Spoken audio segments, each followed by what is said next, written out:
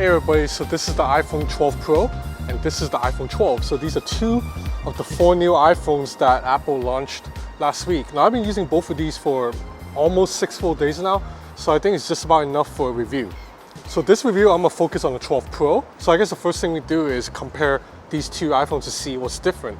So the main difference you can see right off the bat is this one has 3 cameras, this one has 2.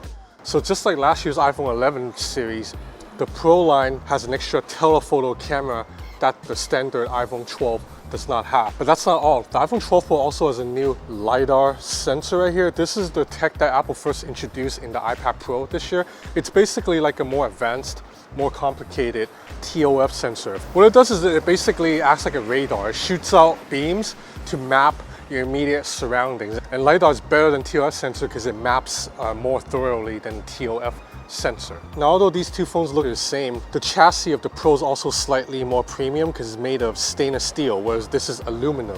You can definitely feel it if you really grip onto it a little bit more, but when you first pick up the 12, it feels every bit as nice as the Pro. They're the exact same size, and this year, the standard 12 also has an OLED panel, whereas last year, the non-Pro iPhones were LCD panels, so this is a big jump if you're jumping from the 11 to the 12. Anyway, let's put away the 12 because this is what the review is on. So what's new with the 12 Pro over last year's iPhone? So you have a boxier design. To be honest, it doesn't feel as comfortable to hold in the hand as the more rounded iPhone 11 phones. But I like it. I think boxier gives it a more professional vibe for some reason, and this phone can stand on its own when you put it on a flat surface. The cameras have also been improved all around over the 11 Pro, even though the camera module looks exactly the same. So the main camera now has an aperture of f/1.6, so it's a wider aperture that allows more light to come in.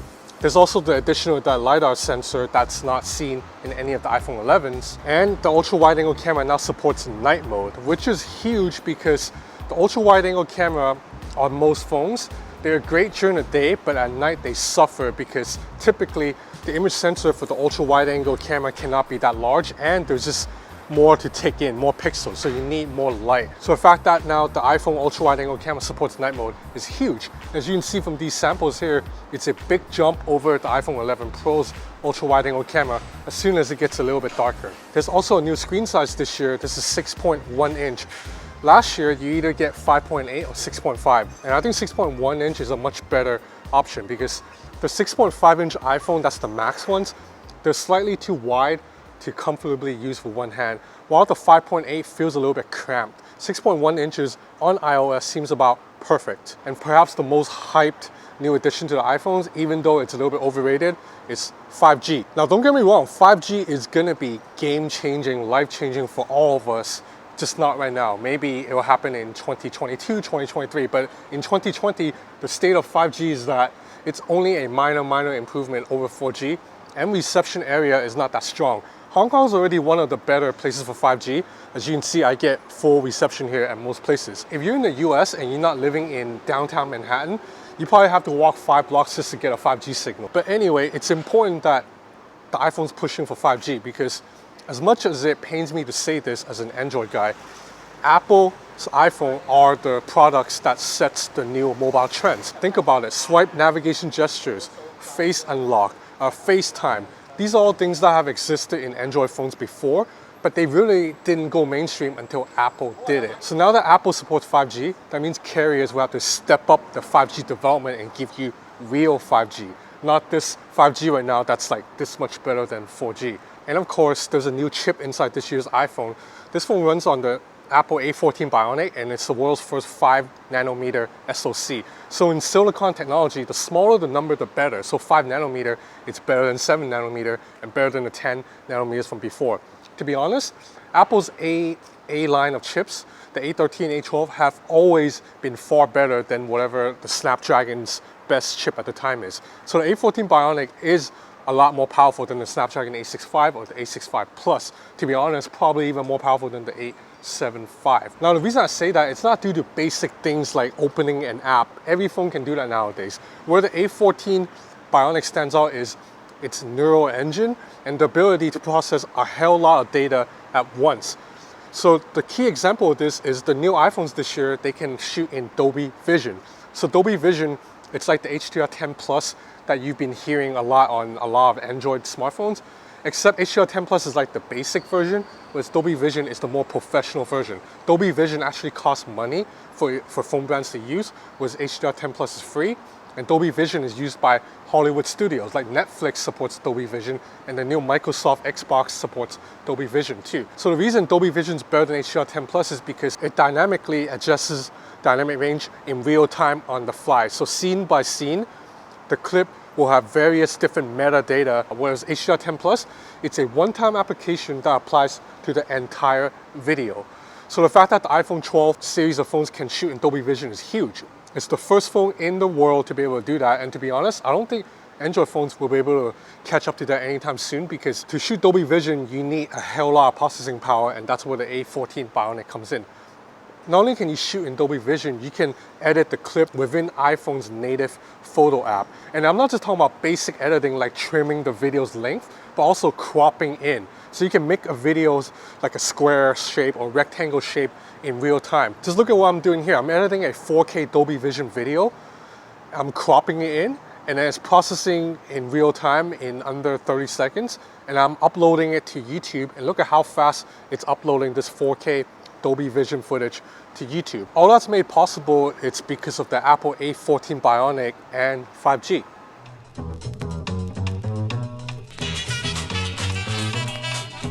Don't sweat the technique.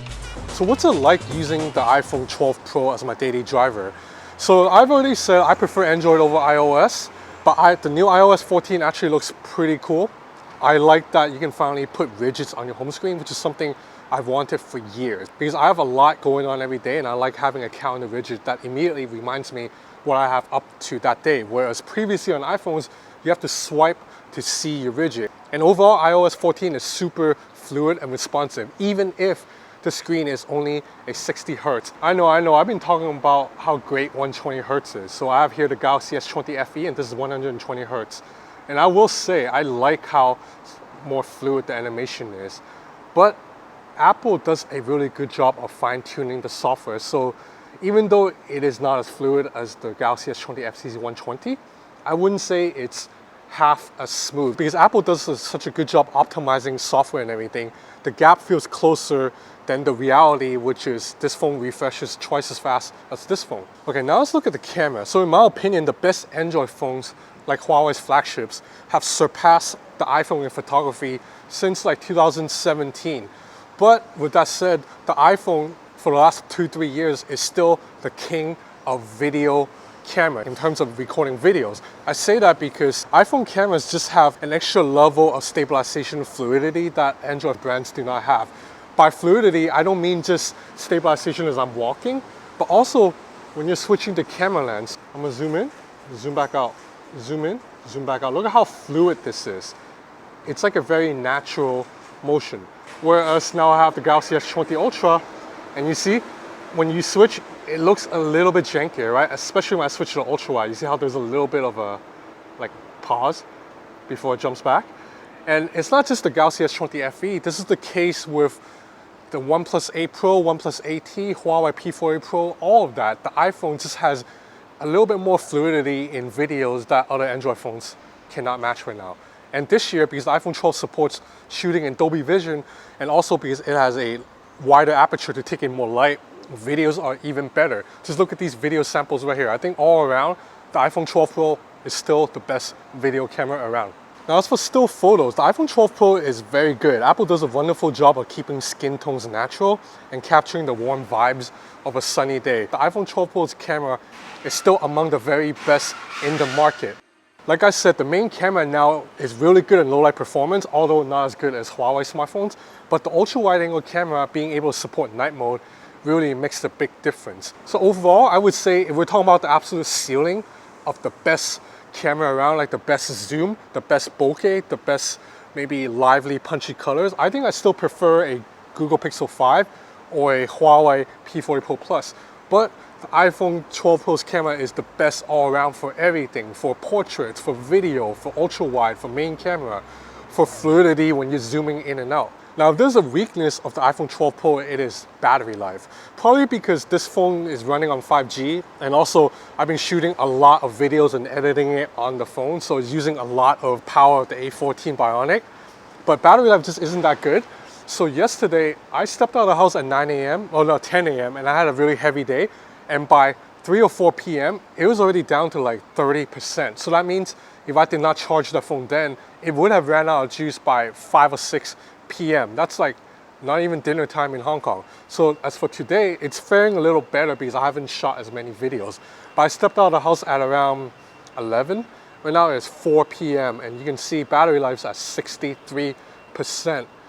And the last couple of days before that, the battery, I would say in general, because I'm a heavy user, this phone cannot last me the entire day out. So I step out at 10 a.m., it would run out of battery by like 8 or 9 p.m.